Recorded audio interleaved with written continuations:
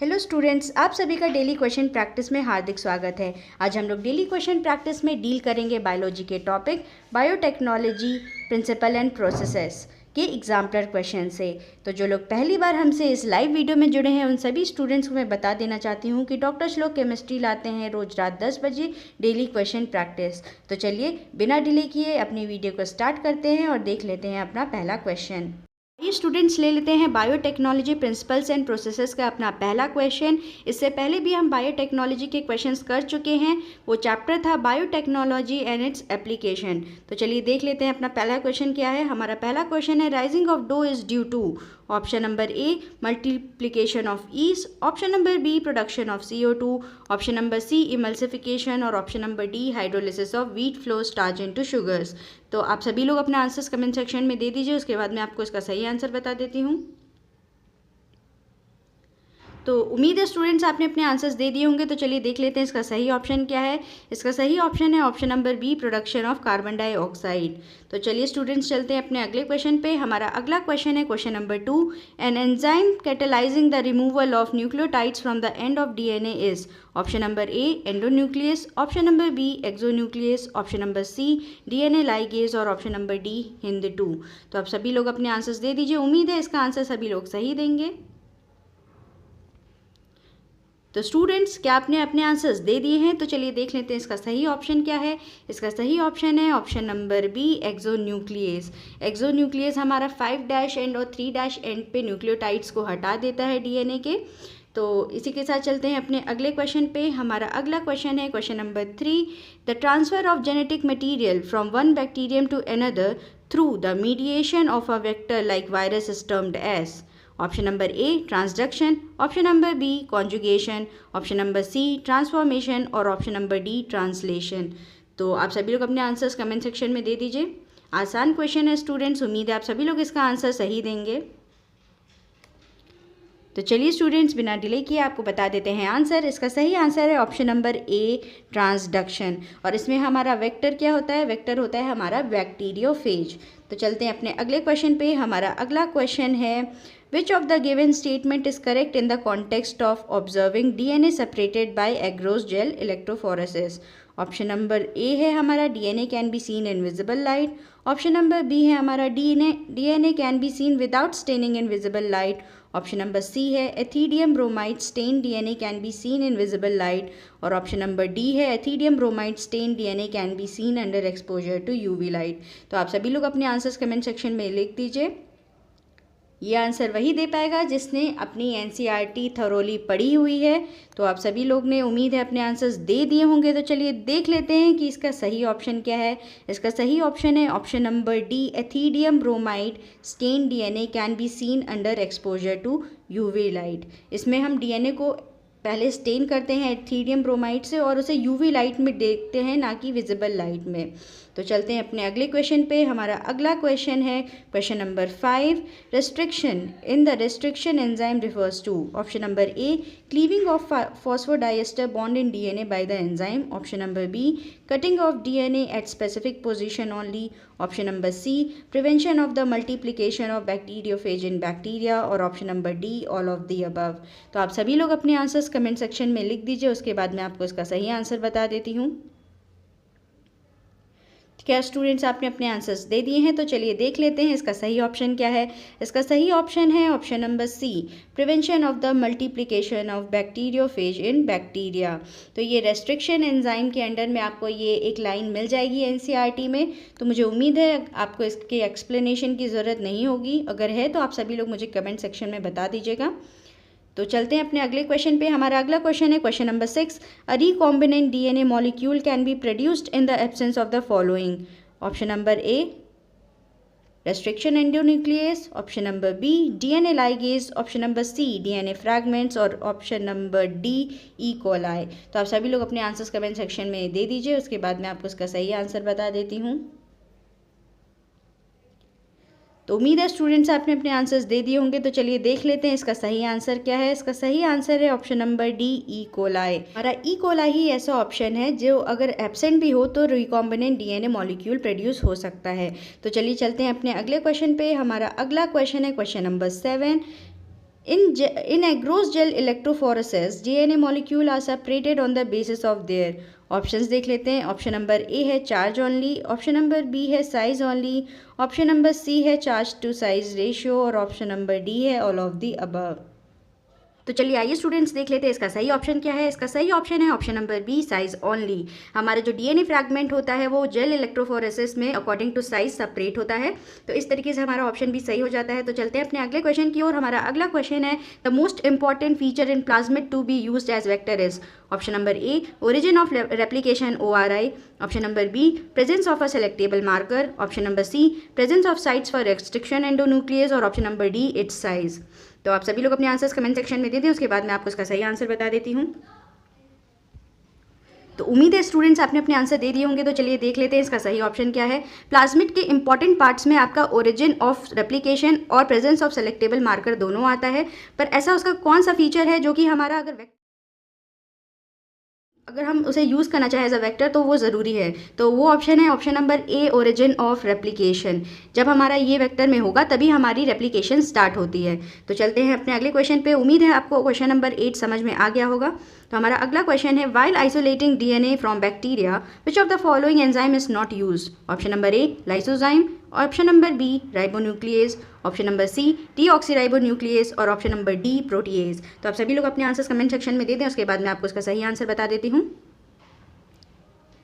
तो उम्मीद है स्टूडेंट्स आपने अपने आंसर्स दे दिए होंगे। तो चलिए देख लेते हैं इसका सही ऑप्शन क्या है। इसका सही ऑप्शन है ऑप्शन नंबर सी डीऑक्सीराइबोन्यूक्लियेज। आप isolating DNA from bacteria section में जाएंगे जब एनसीईआरटी में, वहाँ पे आपको एंजाइम्स लिखे हुए हैं, तो उन एंजाइम्स में से आप देख लेंगे कि डीऑक्सीराइबोन्यूक्लियेज एब्सेंट है। तो चलते हैं अपने अगले क्वेश्चन पे। उम्मीद है आपको 9th का आंसर समझ में आ गया होगा, आपको प्लेस भी पता चल गई है कि आपको इसका आंसर कहाँ पे चेक करना है।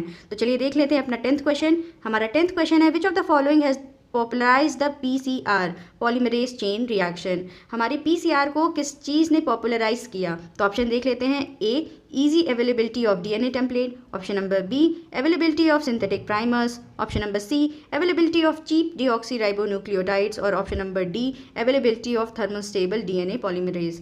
तो आप सभी लोग अपने आंसर्स कमेंट सेक्शन में दे दें, उसके बाद मैं आपको उसका सही आंसर बता देती हूँ। तो उम्मीद है स्टूडेंट्स आपने अपने आंसर्स दे दिए होंगे। तो चलिए देख लेते हैं इसका सही ऑप्शन क्या है। इसका सही ऑप्शन है option number D availability of thermostable DNA polymerase. इस एंजाइम की हमारी एक प्रॉपर्टी होती है DNA पॉलीमरेज की कि वो डीनेचर नहीं होता जब उसे हीट मिलती है। तो इसकी यही प्रॉपर्टी हेल्प करती है PCR टेक्निक को पॉपुलराइज करने में। तो चलते हैं अपने अगले क्वेश्चन पे। हमारा अगला क्वेश्चन है क्वेश्चन नंबर 11। उम्मीद है आपको क्वेश्चन नंबर 10 समझ में आया होगा। An antibiotic resistant gene in a vector usually helps in selection of. Option number A competent cells, option number B transformed cells, option number C recombinant cells और option number D none of the above. तो आप सभी लोग अपने answers comment section में दे दें, इसके बाद मैं आपको उसका सही आंसर बता देती हूँ। तो उम्मीद है आप सबने अपने आंसर्स दे दिए होंगे। तो इसका सही आंसर है option number B transformed cells. चलिए चलते हैं अपने क्वेश्चन नंबर 12 की ओर। हमारा क्वेश्चन नंबर 12 है significance of heat shock method in bacterial transformation is to facilitate. Options देख लेते हैं। ऑप्शंस क्या है। ऑप्शन नंबर ए है हमारा binding of DNA to the cell wall, option number B है uptake of DNA through membrane transport proteins, option number C है uptake of DNA through transient pores in the bacterial cell wall और option number D है expression of antibiotic resistant gene. तो आप सभी लोग अपने answers comment section में दे दीजिए, उसके बाद मैं आपको इसका सही आंसर बता देती हूँ। तो स्टूडेंट्स चलिए देख लेते हैं इसका सही आंसर क्या है। इसका सही आंसर है option number C uptake of DNA through transient pores in the bacterial cell wall. हमारा ये आंसर जो है वो रिलेटेड है इलेक्ट्रोपोरेशन से। इसमें बैक्टीरिया के सेल वॉल को हम 42 डिग्री सेल्सियस पे हीट करते हैं, उसे परमेएबल करते हैं कि उसमें DNA जा सके। तो चलिए चलते हैं अपने अगले क्वेश्चन पे। हमारा अगला क्वेश्चन है question number 13। The role of DNA ligase in the construction of a recombinant DNA molecule is। Option number a formation of phosphodiester bond between two DNA fragments, option number B fragments of hydrogen bonds between sticky ends of the DNA fragments, option number C ligation of all purine and pyrimidine bases, option number D none of the above। तो आप सभी लोग अपने answers comment section में दे दीजिए, उसके बाद मैं आपको इसका सही ऑप्शन बता देती हूँ। उम्मीद है ये भी आप लोग सही करेंगे, आसान क्वेश्चन है और बहुत फ्रीक्वेंटली आस्क्ड क्वेश्चन भी है कि DNA लाइगेज का क्या रोल होता है। तो चलिए देख लेते हैं इसका सही आंसर क्या है स्टूडेंट्स। इसका सही आंसर है option number A, formation of phosphodiester bond between 2 DNA fragments. तो चलते हैं अपने अगले क्वेश्चन की ओर। हमारा अगला क्वेश्चन है question number 14, which of the following bacteria is not a source of restriction endonuclease. चलिए देख लेते हैं इसके ऑप्शंस क्या हैं। ऑप्शन नंबर ए है और Haemophilus influenzae, option number B Escherichia coli, option number C Agrobacterium tumefaciens और option number D Bacillus amyloli. तो आप सभी लोग अपने आंसर्स लिख दीजिए कमेंट सेक्शन में, उसके बाद मैं आपको उसका सही आंसर बता देती हूँ। तो चलिए स्टूडेंट्स देख लेते हैं इसका सही आंसर क्या है। इसका सही आंसर है ऑप्शन नंबर सी, एग्रोबैक्टीरियम टूमीफेशियन। ये हमारा एक वेक्टर है, एक पैथोजन है जो कि डिजीज़ कॉज करता है डाइकॉट प्लांट्स में। बाकी हमारे एंडोन्यूक्लियस, रेस्ट्रिक्शन एंडोन्यूक्लियस एक सोर्स है हमारे रेस्ट्रिक्शन एंडोन्यूक्लियस का। इसका एक चार्ट है, मैं आपको बगल में उस चार्ट को दिखा देती हूँ, उससे आपको ज़्यादा क्लियर हो जाएगा। तो चलिए देख लेते हैं हमारा क्वेश्चन नंबर 15। हमारा क्वेश्चन नंबर 15 है, which of the following steps are catalysed by TAQ polymerase in a PCR reaction. तो देख लेते हैं ऑप्शंस क्या हैं। ऑप्शन नंबर ए है denaturation of template DNA, option number B है annealing of primers to template DNA, option number C है extension of primer end on a template DNA और ऑप्शन नंबर डी है all of the above. तो आप सभी लोग अपने answers comment section में दे दीजिए, इसके बाद मैं आपको इसका सही आंसर बता देती हूँ।